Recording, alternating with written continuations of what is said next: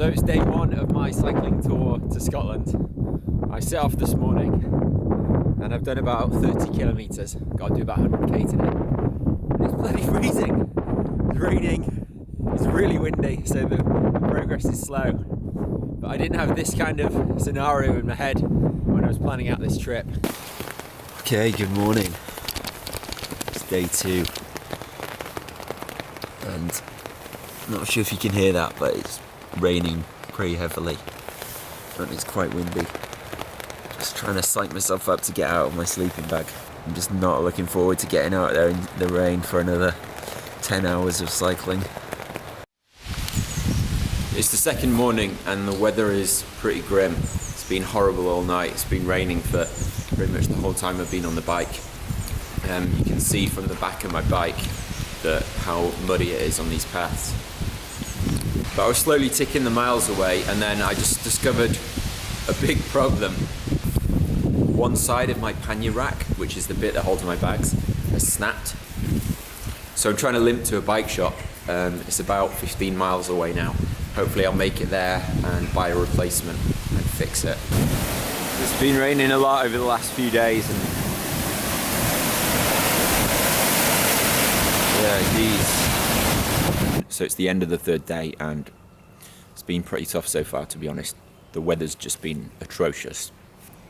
And until you spend 3 days outside in the rain, you just don't realise how crap it is. It's horrible.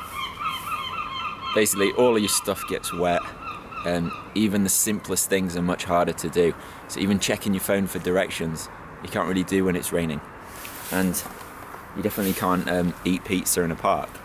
All of the roads are flooded, a lot of the rivers are flooding, and obviously that makes riding a lot harder. And at the end of a long day, when you've been riding in the rain and the cold, you don't really want to just climb into a wet tent as well. So it's pretty crap. Thankfully now it stopped raining and forecast for tomorrow is much better. So after 3 days of horrendous weather, today has finally been quite nice. Last night it stopped raining, so it was great to be able to put on my tent without everything being wet and to dry things off a little bit. And then to get up this morning and not have to run around in the rain. And then now the roads are just incredible. So day 5, it's been pretty good. Much better than the first 3 days and even better than yesterday. I met up with my friend Luke in Perth last night and then camped a little bit further north and then just followed the river this morning, which was really beautiful, and then went up over a pass and now heading up towards Inverness. And I thought that I'd be on this really busy road, the A9 today, but actually it was a separated cycle path the whole way, just on an old road, and it was great. It was just lovely, perfect views and amazing day really. Morning, it's day 6 and it's the first really nice morning we've had with some sunshine. So I'm just having a bit more of a lazy morning, getting everything together slowly, drying out my stuff a bit more and actually cooking some breakfast. And then I'm going to get on the road north of Inverness and then up further into the wilds. So for the first 6 days up until now, I haven't actually used the top gear on my front ring, just because my bike's so heavy. It's just a total leg breaker. But today I've started using it, so I feel like I must be getting stronger, which is really encouraging. Or I've just had a beaut tailwind all day, but hopefully it's the former. So I'm just sat in my tent at the end of day 6 and eating some cold fish and chips that I couldn't finish earlier. I'm trapped in my tent because the midges here are just crazy. I mean, everyone told me about midges in Scotland, but something else. I'm in a pretty good mood really. Today the weather was brilliant. It was so sunny. It was just completely different from the last few days. Made some really good progress and I feel like I'm really getting a lot stronger on the bike because I didn't really do any training for this, but things are getting much easier. And I've done the next little bit before when I did Land's End to John O'Groats and it's really beautiful, so I'm really looking forward to tomorrow. I'm hopefully going to find the river and finally get a wash. I haven't washed for 7 days, so I decided to take a bit of an impromptu lock swim to clean myself off and to wash my clothes. And it was a beautiful blazing hot day. I went in, got cleaned, washed all my clothes, hand washed them, And then I got out and I was laying all my stuff out to dry. And then this rainstorm just appeared from nowhere and started pissing it down. So I jumped under my fly sheet. I sat and grabbed all my wet clothes. I sat under there with my head down for about 45 minutes. Eventually the rain blew through. Then packed up all my stuff, picked up my clean clothes, still wet, and realised that I'd left them in a massive pile of sheep shit. So not very successful. The thing about bike touring is it can be very bipolar. If the weather's bad and you've got headwind, you just think, what the hell am I doing? Why am I bothering? But then when the weather is beautiful and you've got views like this, it's just the greatest thing ever. You just can't stop smiling. Oh, love it. Absolutely love it. So I finally made it to the ferry terminal and we're heading over to Orkney in probably about half an hour. And I'm really looking forward to getting inside, getting a shower, electricity and a bed, and just seeing Orkney as well. I've been dreaming about coming here for literally 6 years, and now that I'm here it's great. The weather is perfect and there's hardly anyone on the roads, and look, I'm at this 5,000-year-old stone circle. There's literally no one here, it's just me. I've got my bike props up against one of the stones. So this is called the Italian Chapel, and it was built by the Italian prisoners of war to make their camp a bit more homely, and it's just made from 2 Nissen huts, and then the inside's all painted, and it's pretty cool. Okay, so last night I had a real bed and I had a shower and somewhere inside to sleep, which was as incredible as you think it might be. Getting the ferry to Orkney was amazing. The scenery was just stunning, and I just couldn't stop smiling. But when I got to Orkney, the cycling was brilliant, but it was just a bit longer than I expected, and my knees really been hurting. So by the time I got here, I was kind of disheartened, really. I was thinking about just sacking off the rest of the trip, to be honest, because the next 2 weeks are pretty tough in terms of distance and the hills, and probably the weather's not going to be great. I've got a relatively easy day cycling around Orkney, seeing the sights, so I'm going to see how I feel at the end of the day. But I kind of want to, I know that I'll really regret it if I don't do the rest of this trip. But at the same time, I don't want to push my body too far. And the thought of 2 more weeks in tents, if it's raining, is not that pleasant, really.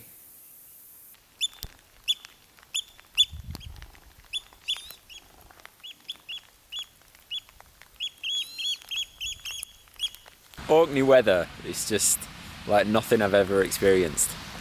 When I went to Iceland, they had this saying, if you don't like the weather, wait 10 minutes. And that is so applicable here. Literally, this morning was like sunbathing weather. And then it's pissing it down and rainy and you get absolutely soaked. And then you get really nice weather again and you dry out and then you get soaked. And literally that's like 5, 6, 7, 8 times a day. It's unreal. I keep thinking this place would be lovely in the summer. And then I remember it's the end of June. This is their summer. So I'm actually inside an ancient hill tomb. And it's amazing that you can just walk up here and just crawl in. I could have spent the night in here, really. Incredible. I've come to the end of my time in Orkney, and it's been amazing here. Now I'm heading round the west coast, the northwest coast. I've decided to cut out Skye and to drop my mileage down a bit, and then to get a car and drive back from Scotland, because it's just too much mileage for me. My first day back on the road, and doing a bit of a shorter day today, 60 miles instead of 80 miles. This section's really hilly. It's been alright so far. I've got about 20 miles to go, less than 20 miles to go. But it's just so windy. It's just ridiculous headwind. It's just making everything much harder. But the scenery is amazing, so it's kind of worth it. Check out this. You don't want to labour the point, but Jesus Christ, these winds are bad. I'm going like 7 miles an hour downhill with a fully loaded bike, pedaling. Fuck me.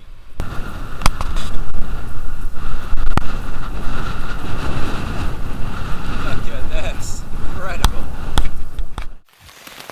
Okay, it's the first morning of camping again after being in the hotel. And it's been alright. It's raining right now. but the night was alright. It was a little bit cold. I was going to cook breakfast, but I just don't really want to do that in the rain, so I'm just going to have something cold. And then I guess I can cook something later or get something warm later if there's stuff around. It's quite remote today.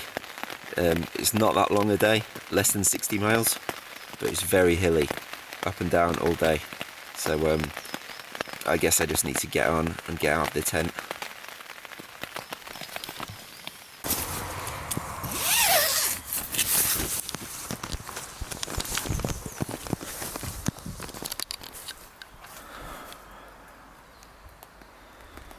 Oh, beautiful. Possibly blue sky, sort of. Might be a nice day actually.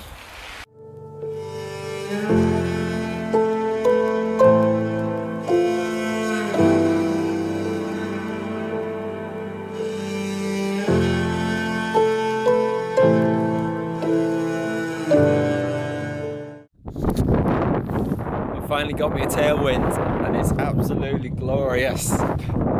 You don't even really notice it when you've got it, to be honest. You just realise that suddenly you've been going along 20 miles an hour for the last hour with no effort. But bloody hell, when you turn around, oh man, it is bad. So I've just gone all the way along there to the end of the water in a headwind. And now luckily I've got to go all the way along this side with a tailwind, hopefully. And then I can finally get some lunch. Not a bad day now that the wind's behind me. There's lots of these lovely little beaches all the way along the coast, and the water's just so clear. You could be in the Philippines or something. It's lovely just to be able to stop wherever you want. The wind is back with a vengeance. Oh, it's insane. I think today the roads have been incredible. It would have been one of the best rides I've ever done, I think, if the wind was normal. But still, it is what it is, really. I've got this thing to try and help me deal with it. It's called a Scottish butter tablet. It's basically just pure sugar. Ingredients: sugar, fondant, glucose, syrup. Oh, vanilla. It's got vanilla flavouring in it. So hopefully that'll give me some energy to make the final, 37 kilometres to go. Final 37 kilometres, less than 25 miles, and then find somewhere a bit sheltered to camp, hopefully. But I just need to crack on. So I've woken up to a pretty nice morning for once. It's quite sunny, and it's fairly warm, and I'm raring to go. I'm just cooking some breakfast. But the thing is, the midges are absolutely mental. There's literally thousands of them around me.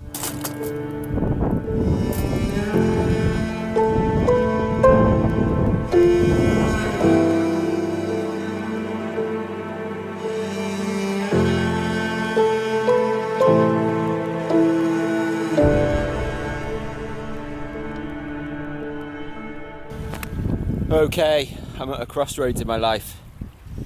I can either go this way, the main road to Ullapool, less than 30 miles, reasonably flat, although nothing is really flat around here. Or I can go this way.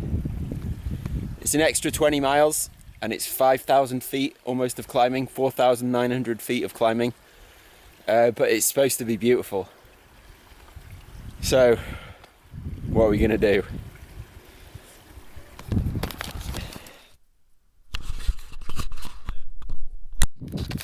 I might have made a grave error here. So I get to go down here, but then immediately back up the other side. And it's been that for the last 3 miles or something. It is amazing, there's not many cars, but it's gonna be tough. Just been broken by this hill. I've been pushing my bike for a little bit. No shame, you gotta do it sometimes. But this guy just flies past me with panniers, but I hear this whirring noise. Woo, fucking electric bike wankers. This next section's looking pretty remote. I've only got about 20 miles to go until I get to my hotel.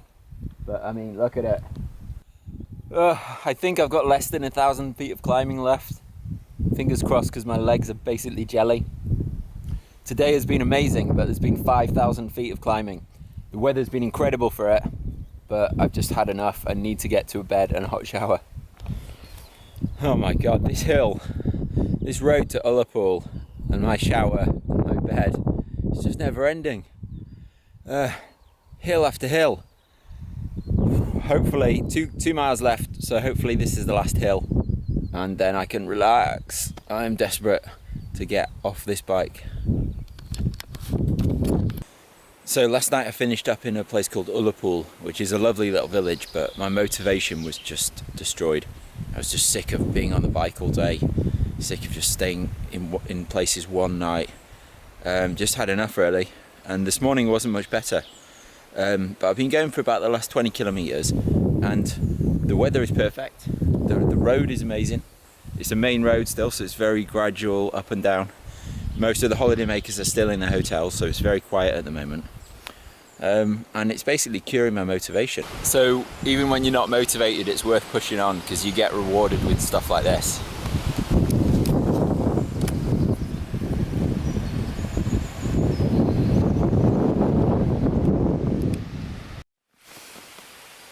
The weather today is just perfect. Blue sky, nice temperature, nearly no wind. And for the first time in 2 weeks, I'm gonna have to use these. I thought it was a waste of time bringing them for a while, but yes, beautiful. This is the kind of thing I had in mind when I planned this trip. You just stop by the side of the road and make a picnic, read a book, instead of trying to shelter in bus stations and train platforms and under trees and all sorts of things. I'm just standing in the shade of an old trailer, and I've had the worst disaster you could possibly have on a trip like this. My bike computer has stopped working. The only thing that's still working on it is the temperature, which is saying 32 degrees, and I can actually believe it because it's bloody boiling. I've been going about 20-25 miles without my bike computer, and obviously there are much worse things that could break on your bike, but there's just this psychological effect of knowing how far you've got left to go and how fast you're doing those miles. That's amazing. And when you lose that, it's kind of hard, to be honest. I've got it on my phone, but that isn't on all the time, and I don't always have signal, so I didn't know how far I was going. I've been trying to make this campsite, which is like 25 miles from where I'm supposed to finish, but has free showers, and it's just so windy and hilly, and I'm pretty knackered. But I think I've just found the dream spot. This is the spot I've been looking for the whole time, that I've had in my mind, and I'll show you around. Who needs free showers when you got this? Oh my god, it's amazing. It's fucking cold though. But right, I'm gonna go in. 1, 2, 3.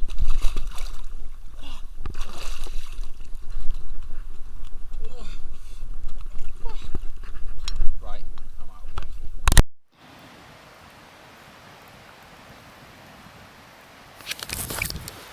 I'm finally having my campfire dinner. Finally, on the third to last night. Last night was a brilliant night of camping. Couldn't have asked for a better spot. Today the weather's not quite so good. Everyone I speak to keeps telling me there's a weather warning for thunderstorms later on.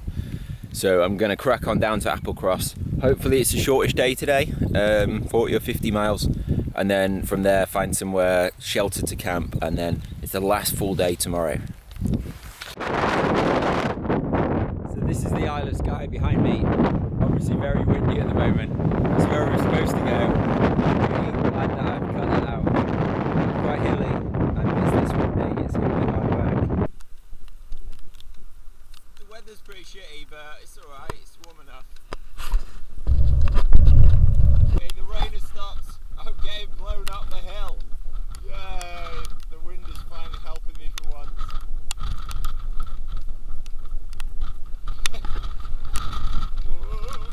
After my first single day in over 2 weeks with no rain, it's back with a vengeance. It's windy, it's pretty chilly. There's bright spots around though, so hopefully it's going to stop. I've got a little bit of a dilemma. I've made it to a place called Applecross, and this is the site of the longest continuous climb on a road in the UK. I was going to camp here, and there's actually a really nice place to camp. You could just camp in front of the beach here. There's a pub over there, I think. I could go and have a pint, get some food, and then in the morning I can tackle the pass. But the thing is, it's not even 3 o'clock yet, and it'd be great if I could tackle that pass tonight and then camp at the top or down the other side, and then tomorrow's a really easy day. But I know if I decide to do that I'm going to really regret it in about an hour or two. But then tomorrow I'll love it. I don't know what to do. Right, I think I'm going to go into the town and get some food and then make my mind up then. I had my fish and chips down at the Applecross Inn, and I decided to try and make this journey over the pass this afternoon, so tomorrow will be an easy day. I'm probably about 2.5-3 miles up the hill, so hopefully I'm halfway to the top, and it's been alright so far. It's very windy and the wind's in my face now, but it's going to turn around in a second hopefully. The thing about Scotland is every time you're at the top, around the corner, bloody blind summit, you still want to go all the way up there. Made it to the top of the Applecross Pass, the longest climb on a road in the UK. Pretty windy. This road is just unbelievable. I didn't think we had roads like this in the UK. Definitely worth the climb.